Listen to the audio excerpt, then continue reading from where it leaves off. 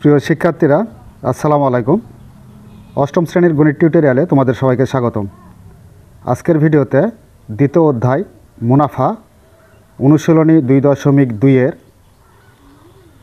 27 নম্বর পৃষ্ঠা থেকে 9 নম্বর ও 10 নম্বর অঙ্কের সমাধান করাবো। তো দেখো, আমরা 9 নম্বর অঙ্ক দিয়ে শুরু করি। একই হার মুনাফায় কোনো মূলধনের 1 বছরান্তে চক্রবৃদ্ধি মূলধন 6,500 টাকা ও 2 বছরান্তে চক্রবৃদ্ধি মূলধন 6,760 টাকা হলে মূলধন কত? তো এই অঙ্কটাতে প্রশ্ন করা হয়েছে মূলধন কত। তো এখানে মূলধন প্রশ্ন করলে এই যে উপরে আমাদের কোনো তথ্যই দেওয়া নেই, শুধুমাত্র এখানে বলা আছে যে 1 বছরান্তে চক্রবৃদ্ধি মূলধন 6,500 টাকা। তার মানে এই চক্রবৃদ্ধি মূলধনের মধ্যে আমাদের মুনাফা এবং আসল দুইটাই অন্তর্ভুক্ত আছে। আবার এখানে 2 বছরান্তে যে চক্রবৃদ্ধি মূলধনটা দেওয়া আছে 6,760 টাকা, এর ভিতরেও মুনাফা এবং মূলধন দুইটাই অন্তর্ভুক্ত আছে, কিন্তু আসলে মূলধনটা কত, মুনাফার হার কত, কোনোটাই বলা নেই। তো সেক্ষেত্রে আমরা এখানে মূলধন ধরে নিব। 9 নাম্বার, যে মনে করি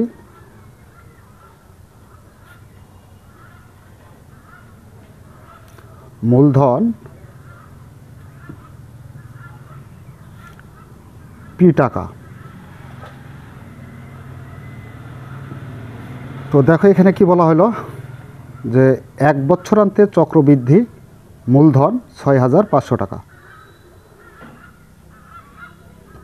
1 বছরান্তে চক্রবৃদ্ধি মূলধন। তো চক্রবৃদ্ধি মূলধনের আমরা জানি যে সি এই চলককে নির্দেশ করে চক্রবৃদ্ধি মূলধনের ক্ষেত্রে।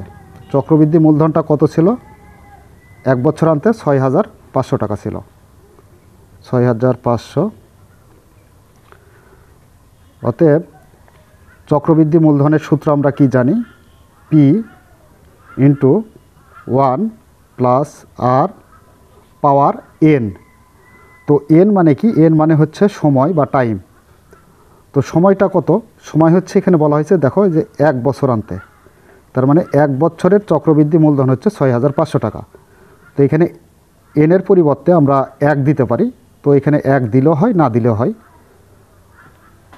6,500 টাকা, এটা হচ্ছে আমাদের 1 নাম্বার সমীকরণ।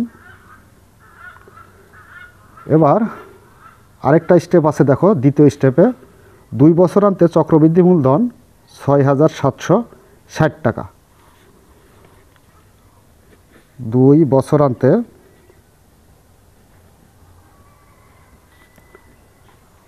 চক্রবৃদ্ধি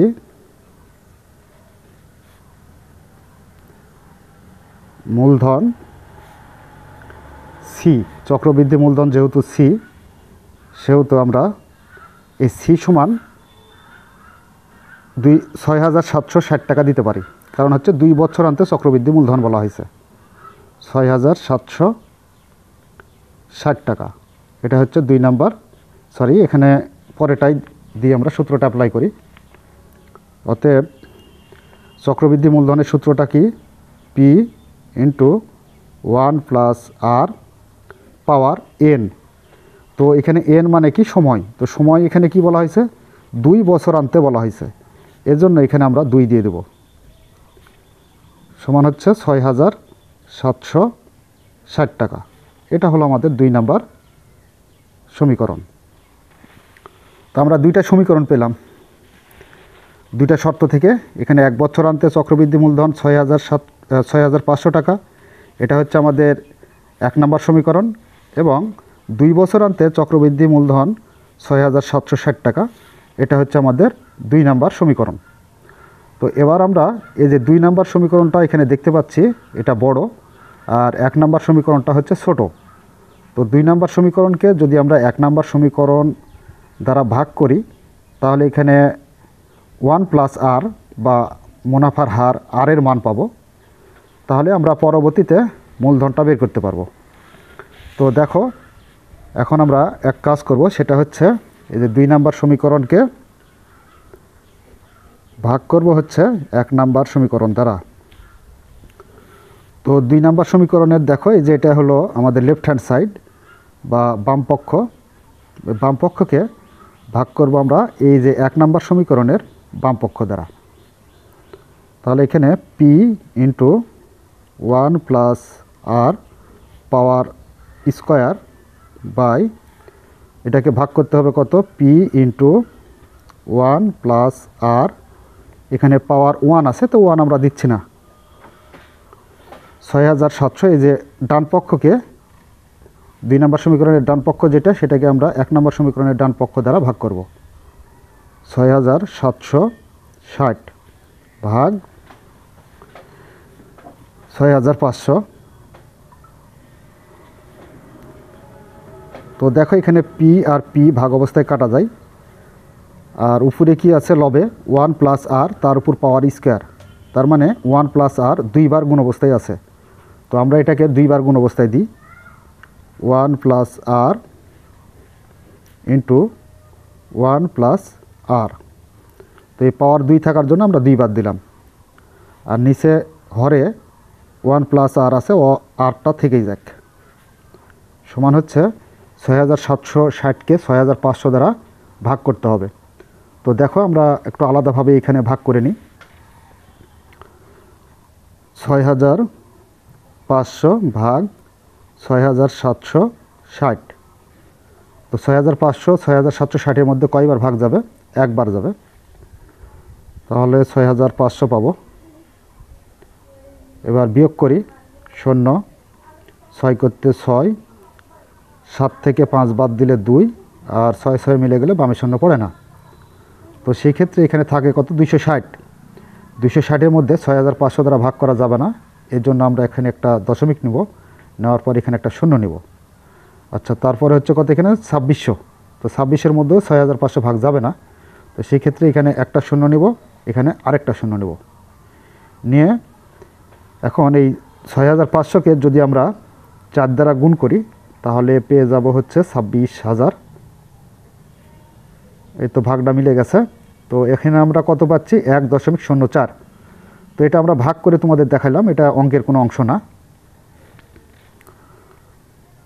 1.04। তো দেখো এখানে লব হর ভাগ অবস্থায় কাটা যায়, এখানে 1 প্লাস আর, নিচেও 1 প্লাস আর আছে, তো এটা দ্বারা এটাকে ভাগ করলে একটা কাটা যায়, তাহলে থাকে কত, থাকে হচ্ছে 1 প্লাস আর সমান হচ্ছে 1.04। তো এটা হচ্ছে আমাদের 1 প্লাস আর এর মান। তো এখানে আর এর মানও সিঙ্গেলভাবে বের করা যায়, তো আমরা আর এর মানটা বের করছি না। তো এই মানটাই নিয়ে যে আমরা এই যে 1 নাম্বার সমীকরণে বসাবো। 1 নাম্বার সমীকরণে কি আছে, পি ইন্টু 1 প্লাস আর পাওয়ার, এই যে এখানে 1 আছে, 1-এর কোনো ভ্যালু নেই, সমান 6500। এই সমীকরণে আমরা এই মানটা বসাবো। তো এটা আমরা এখন 3 নাম্বার সমীকরণও দিতে পারি।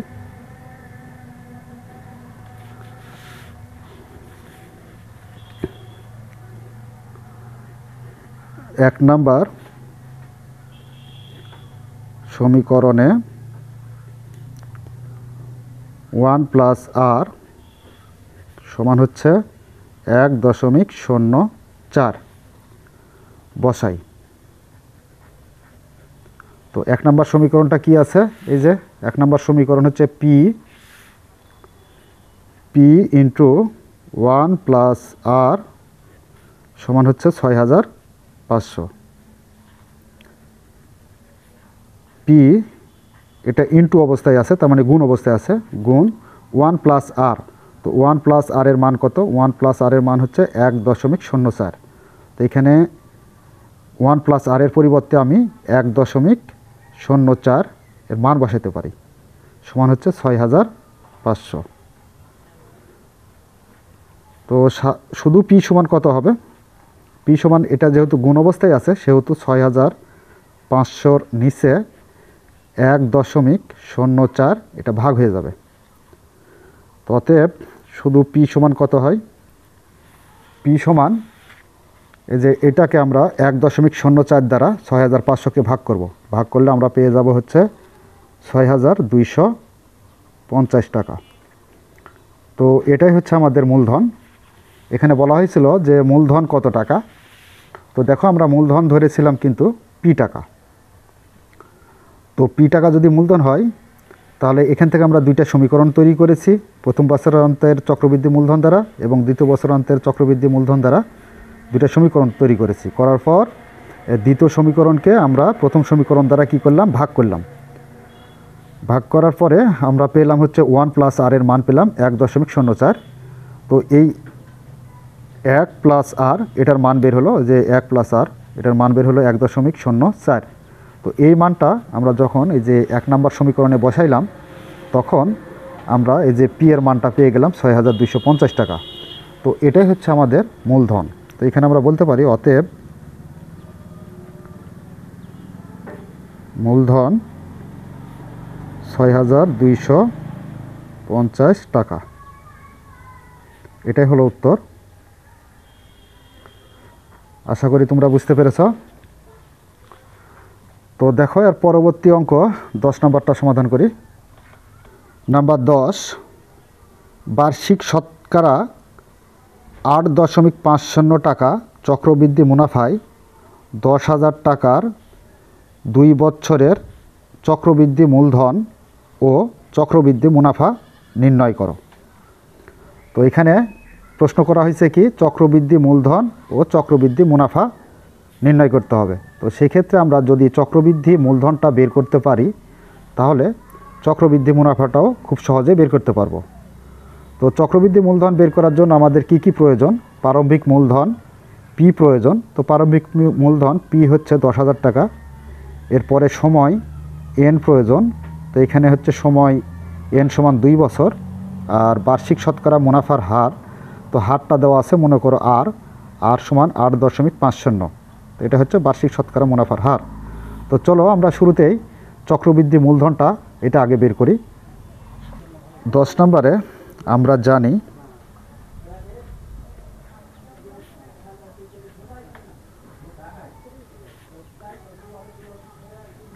চক্রবৃদ্ধি মূলধন সি সমান পি ইন্টু 1 প্লাস আর পাওয়ার এন। এটা হলো আমাদের চক্রবৃদ্ধি মূলধনের সূত্র, যেখানে সি সমান চক্রবৃদ্ধি মূলধন। তার মানে এই সি সমান চক্রবৃদ্ধি মূলধনকেই প্রশ্ন করা হয়েছে যে আসলে চক্রবৃদ্ধি মূলধনটা কত সেটা আমরা জানি না, এটাই বের করব। এরপর পি হচ্ছে কি আসল। তো আসল কত টাকা বা প্রারম্ভিক মূলধন কত টাকা, প্রারম্ভিক মূলধন হচ্ছে এই যে 10,000 টাকা। তাহলে এখানে আমরা 10,000 টাকা দিয়ে দিতে পারি। এরপরে মুনাফার হার অর্থাৎ বার্ষিক শতকরা মুনাফার হার কত, 8.5 টাকা অর্থাৎ 8.50 টাকা। তো এখানে মুনাফার হার 8.50% দিতে পারি। তো ওই পার্সেন্টটাকে আমরা সরানোর জন্য 8.50 এটাকে আমরা ভাগ করব কত দ্বারা, 100 দ্বারা। তো 100 দ্বারা যদি ভাগ করি তাহলে আমরা পাবো হচ্ছে 0.085। 8.50কে 100 দ্বারা ভাগ করলে 0.085 পাবো। এটা হচ্ছে আর এর মান। তো এবার সময় কত আছে, সময় হচ্ছে এন সমান হচ্ছে 2 বছর। তো সময় এন সমান হচ্ছে 2 বছর। তো দেখো এখন আমরা এই মানটা বসাবো এই সূত্রের উপরে। এই সি পি আর এন এগুলার মান বসালে আমরা যে সি এর মানটা পাবো। তো সি এর মান যেহেতু এখানে দেওয়া নেই, তো এখানে আমরা চক্রবৃদ্ধি মূলধন সমান কি পাই, পি সমান কত, পি সমান হচ্ছে 10,000 টাকা ইন্টু 1 আছে 1 থাকবে প্লাস আর এর মান কত, আর এর মান হচ্ছে এই যে 8.5% ছিল, এটাকে ভাঙিয়ে আমি পাইছি কত, এই যে 0.085 এটা পাইছি। তো এটা আমরা বসিয়ে দিই আর এর পরিবর্তে। এন, এন মানে কি সময়, সময়টা কত, সময় হচ্ছে 2 বছর। তো এখানে 2, 10,000 ইন্টু এই যে 1-এর সাথে 0.085 এটা যোগ করতে হবে, তাহলে আমরা পাবো 1.085 পাবো। এর উপরে পাওয়ার 2 আছে, 2 থাকবে। তো এবার দেখো একটা কাজ করতে হবে, সেটা হলো এই যে 1.085 এটা এর উপরে স্কোয়ার আছে, তো স্কোয়ার থাকার জন্য আমরা কি করব, যে 1.085কে 2 বার গুণ করব। তো গুণের কাজটা আমি অন্য জায়গায় করে নিচ্ছি। তো দেখো এখানে আমরা 1.085কে স্কোয়ার থাকার জন্য 2 বার গুণ করতে হবে, 1.085। তো গুণ করি, গুণ করলে আমরা কত পাই দেখো, 5 5 25-এর 5 হাতে 2, 5 8 40 আর 2 42-এর 2 হাতে 4, 5 দ্বারা 0 গুণ করলে 0 আর 4 1 করতে 4, 5 দ্বারা আবার 1কে গুণ করলে 5 1-কে 5, 1 ঘর নিচে তাই একটা 0, 8 দ্বারা আবার গুণ করলে 5 8 40-এর 0 হাতে 4, 8 8 64 আর 4 68, 68-এর 8 হাতে 6, 8 দ্বারা 0 গুণ করে 0 আর 6 করতে 6 বসে যাবে, 8 দ্বারা 1 গুণ করলে 8 1-কে 8, আবার 2 ঘর নিচে আসতেছি তাই 2টা 0, এবার 0 দ্বারা যাকেই গুণ করবে সেটাই 0 হবে। এবার 3 ঘর নিচে আসলে 3টা 0,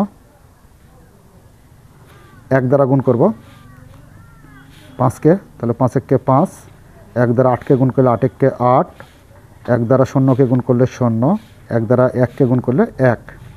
তাহলে এবার কি করতে হবে, যোগ করতে হবে। তো যোগ করি, 5 2 1-কে 2, 4 আর 8-এ 12, 12 2 হাতে 1, 1 এসে 5-এর সাথে যোগ 6, 6 আর 6-এ 12, 12 আর 5-এ 17-র 7 হাতে 1, 8 আর 8-এ 16 আর 1-এ 17-র 7 হাতে 1, 1 এসে এই যে 0-র সাথে যোগ তাহলে 1 আর এখানে 1। তাহলে এখানে কয় ঘর পর দশমিক, 1 ঘর 2 ঘর 3 ঘর 4 ঘর 5 ঘর 6 ঘর, 6 ঘর পর দশমিক। তো 1 2 3 4 5 6, এই যে এটা 1 2 3 4 5 6, এখানে দশমিক হবে। তাহলে কত হচ্ছে, 1.1772225। তো এখানে 10,000 আগে লিখে দাও, 10,000 গুণ, এটা গুণ অবস্থায় আছে, তাহলে আমরা কত পেলাম, 1.1772225। তো আচ্ছা, এবার আরেকটা কাজ করতে হবে, সেটা হলো এই যে এই পুরা সংখ্যাটাকে আমরা 10,000 দ্বারা কী করব, গুণ করব।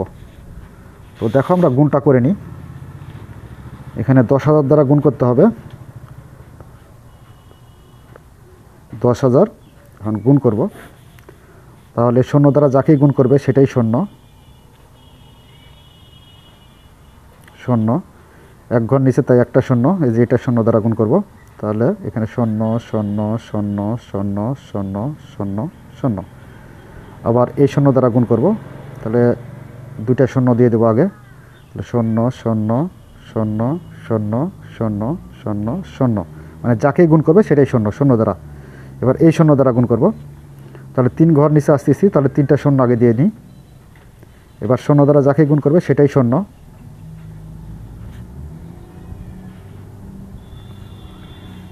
আবার এই যে 1 দ্বারা গুণ করতে হবে। তো এবার কয় ঘর নিচে আসতেছি, 1 2 3 4, 4 ঘর, তাহলে 4টা 0 দিতে হবে, 4। আচ্ছা, এবার 1 দ্বারা যাকেই গুণ করবে সেটাই হবে, অর্থাৎ 5 1-কে 5, 2 1-কে 2, তারপর আবার 2 1-কে 2, 7 1-কে 7, 7 1-কে 7, 1 1-কে 1, আবার 1-কে 1 দ্বারা গুণ করলে 1ই হবে। এবার যোগ করো, তাহলে এখানে 0 0 0 0 5 2 2 7 7 1 1। আচ্ছা, কয় ঘর পর দশমিক আছে সেটা একটু গুনতে হবে। দেখো এই যে এখানে কয় ঘর পর দশমিক ছিল, 1 2 3 4 5 6 ঘর পর, তাহলে 6 ঘর পর দশমিক বসাতে হবে, 1 2 3 4 5 6, তাহলে এখানে দশমিক বসাতে হবে। আর এই শূন্যগুলোর কোনো ভ্যালু নেই। তাহলে এখানে কত হচ্ছে 11,772.25। তো এখানে আমরা বসিয়ে দিই 11,772.25 টাকা। এটা হচ্ছে কি আমাদের চক্রবৃদ্ধি মূলধন। তো অতএব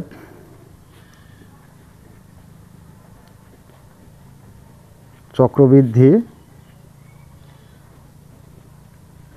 মূলধন সমান হচ্ছে 11,772.25 টাকা। এটা গেল আমাদের চক্রবৃদ্ধি মূলধন। তো দেখো এখানে প্রশ্ন কয়টা করা হয়েছিল। এখানে প্রশ্ন করা হয়েছিল যে চক্রবৃদ্ধি মূলধন ও চক্রবৃদ্ধি মুনাফা নির্ণয় করো। তো চক্রবৃদ্ধি মুনাফা এখন আমরা খুব সহজে বের করতে পারবো। তো আমরা জানি চক্রবৃদ্ধি মুনাফা সি মাইনাস পি, অর্থাৎ সি এর মধ্যে আমাদের প্রারম্ভিক মূলধন এবং মুনাফা দুটাই অন্তর্ভুক্ত থাকে। তো আমরা সি সমান কত পাইলাম, এই যে চক্রবৃদ্ধি মূলধন পাইলাম হচ্ছে 11,772 টাকা 25 পয়সা। এর থেকে যদি আমরা প্রারম্ভিক মূলধনটা বাদ দিই, প্রারম্ভিক মূলধন কত ছিল, 10,000 টাকা ছিল, এই 10,000 টাকা বাদ দিলেই আমরা পেয়ে যাব হচ্ছে চক্রবৃদ্ধি মুনাফা পাবো। তো চক্রবৃদ্ধি মুনাফা সমান আমরা পেয়ে যাব হচ্ছে, আগে চক্রবৃদ্ধি মূলধনটা লিখি, সি এর মান 11,772 টাকা 25 পয়সা। এর থেকে আমরা প্রারম্ভিক মূলধন পি, এই পি এর মান হচ্ছে 10,000 টাকা, এটা বাদ দিয়ে দেব।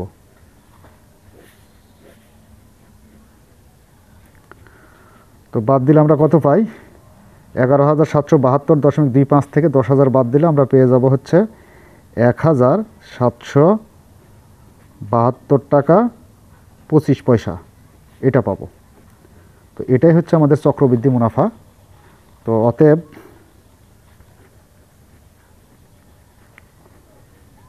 চক্রবৃদ্ধি মুনাফা সমান 1,772 টাকা 25 পয়সা।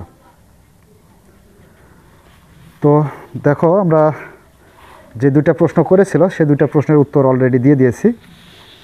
এবার আর কি করা যায়, এখন উত্তরটা লিখলে লেখা যায়, তো তোমরা উত্তরটা লিখে দিবে, আমি আর উত্তরটা লিখে দিচ্ছি না।